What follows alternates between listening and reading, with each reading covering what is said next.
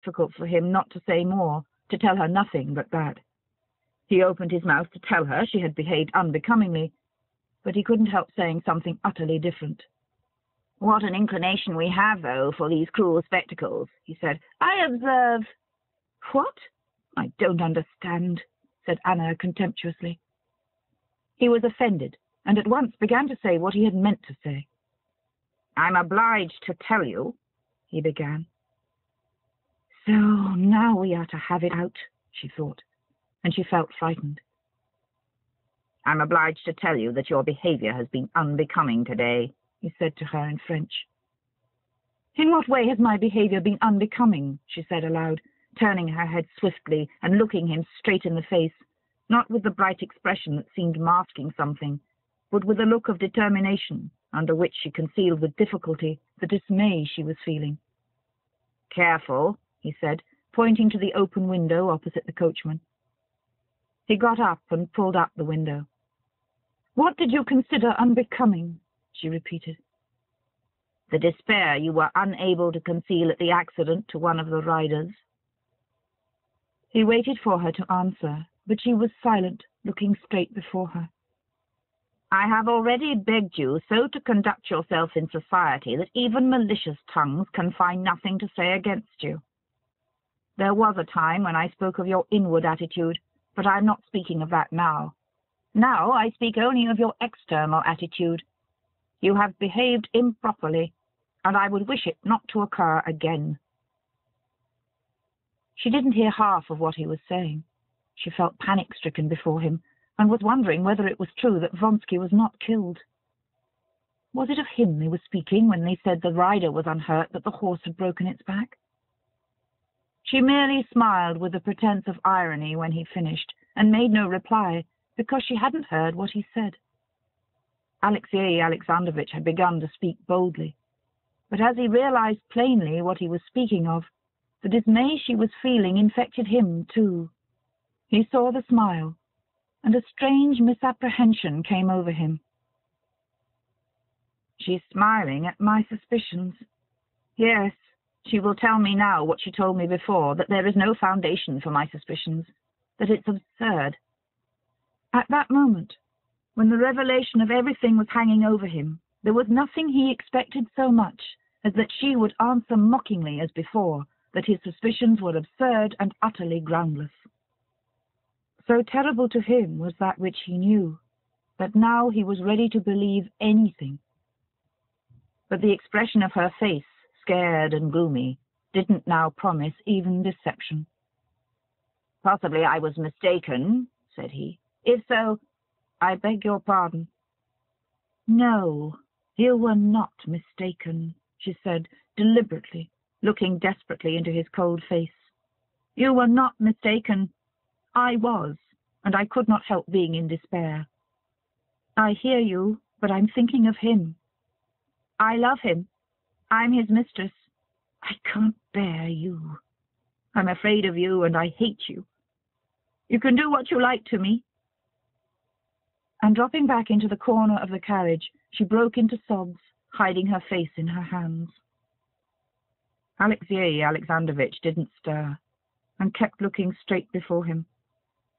But his whole face suddenly bore the solemn rigidity of the dead, and his expression didn't change during the whole time of the drive home. On reaching the house, he turned his head to her, still with the same expression. "Very well, but I expect a strict observance of the external forms of propriety till such time," his voice shook, "as I may take measures to protect my honor and communicate them to you." He got out first and helped her to get out. Before the servants, he pressed her hand, took his seat in the carriage, and drove back to Petersburg. Immediately afterwards, a footman came from Princess Betsy and brought Anna a note. "I sent to Alexey to find out how he is, and he writes me he is quite well and unhurt, but in despair." So he will be here, she thought. What a good thing I told him everything. She glanced at her watch. She still had 3 hours to wait, and the memories of their last meeting set her blood in flame. "My God, how light it is! It's dreadful, but I love to see his face, and I love this fantastic light. My husband. Oh, yes. Well, thank God, everything's over with him. Chapter 30. In the little German spa to which the Shushchabatskys had come, as in all places where people are gathered together, the usual process, as it were, of the crystallization of society went on, assigning to each member of that society a definite and unalterable place. Just as the particle of water in frost definitely and unalterably takes a special form of the crystal of snow, so each new person who arrived at the spa was at once placed in his special place. Prince Shushchabatsky, with his wife and daughter, by the apartments they took, and from their name and the friends they made, were immediately crystallized into a definite place marked out for them. Visiting the spa that year was a real German Frühstern, in consequence of which the crystallizing process went on more vigorously than ever. Princess Shushchabatsky wished, above all, to present her daughter to this German princess, and the day after their arrival she duly performed this rite. Kitty made a low and graceful curtsy in the very simple, that is to say, very elegant frock that had been ordered for her from Paris. The German princess said, "I hope the roses will soon come back to this pretty little face." And for the Shushchabatskys, certain definite lines of existence were at once laid down from which there was no departing. The Shushchabatskys made the acquaintance, too, of the family of an English lady, of a German countess and her son, wounded in the last war, of a learned Swede, and of Mr. Canute and his sister. But yet, inevitably, the Shushchabatskys were thrown most into the society of a Moscow lady, Maria Yevgenyevna Britisheva, and her daughter, whom Kitty disliked because she had fallen ill, like herself, over a love affair, and a Moscow colonel, whom Kitty had known from childhood and always seen in uniforms and epaulets, and who now, with his little eyes and his open neck and flowered cravat, was unusually ridiculous and tedious because there was no getting rid of him. When all this was so firmly established, Kitty began to be very much bored, especially as the prince went away to Carlsbad, and she was left alone with her mother. She took no interest in the people she knew, feeling that nothing fresh would come of them. Her chief interest in the spa consisted in watching and making theories about the people she didn't know. It was characteristic of Kitty that she always saw people in the most favorable light possible, especially those she didn't know. And now, as she made surmises as to who people were, what their relations were to one another, and what they were like, Kitty endowed them with the most marvelous and noble characters, and found confirmation of her idea in her observations.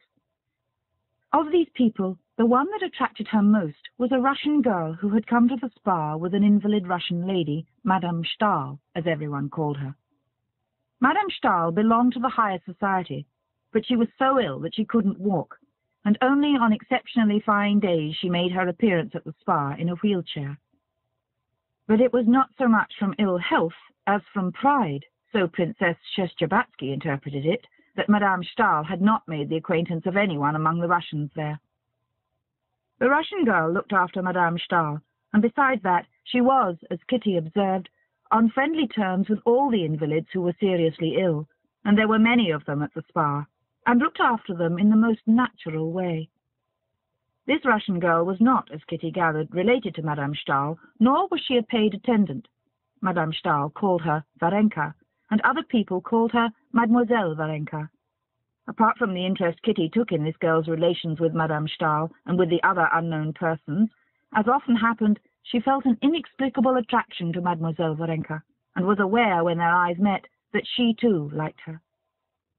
Of Mademoiselle Varenka it could be said that she had passed her first youth, but that she seemed a creature without youth. She might have been taken for 19 or for 30. If her features were examined separately, she was good-looking rather than plain, in spite of the sickly hue of her face. She would have had a good figure, too, if it had not been for her extreme thinness and the size of her head, which was too large for her medium height. But she was not likely to be attractive to men. She was like a fine flower already past its bloom and without fragrance, though the petals were still unwithered. Moreover, she would have been unattractive to men also from the lack of just what Kitty had too much of the suppressed fire of vitality and the consciousness of her own attractiveness. She always seemed absorbed in work about which there could be no doubt, and so it seemed she couldn't take interest in anything outside it. It was just this contrast with her own position that was, for Kitty, the great attraction of Mademoiselle Varenka. Kitty felt that in her manner of life, she would find an example of what she was now so painfully seeking: interest in life, a dignity in life, apart from the worldly relations of girls with men, which so revolted her, and appeared to her now as a shameful hawking about of goods in search of a purchaser. The more attentively Kitty watched her unknown friend, the more convinced she was that this girl was the perfect creature she imagined her to be, and the more eagerly she wished to make her acquaintance. The two girls used to meet several times a day, and every time they met, Kitty's eyes said, "Who are you? What are you? Are you really the exquisite creature I imagine you to be? But for goodness sake, don't suppose," her eyes added, "that I would force my acquaintance on you. I simply admire you and like you." "I like you too, and you're very, very sweet, and I would like you better still if I had time," answered the eyes of the unknown girl. Kitty saw indeed that she was always busy. Either she was taking the children of a Russian family home from the spa, or fetching a comforter for a sick lady and wrapping her up in it, or trying to interest an irritable invalid, or selecting and buying cakes for tea for someone. Soon after the arrival of the Shishchabatskys, there appeared in the morning crowd at the spa two persons who attracted universal and unfavorable attention. These were a tall man with a stooping figure and huge hands, in an old coat too short for him, with black, simple, and yet terrible eyes, and a pock-marked, kind-looking woman, very badly and tastelessly dressed. Recognizing these persons as Russians, Kitty had already in her imagination begun constructing a delightful and touching romance about them. But the princess, having ascertained from the visitors' list that this was Nikolai Levin and Maria Nikolaevna, explained to Kitty what a bad man this Levin was, and all her dreams about these two people vanished.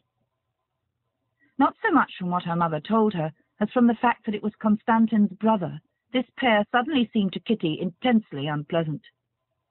This Levin, with his continual twitching of his head, aroused in her now an irrepressible feeling of disgust.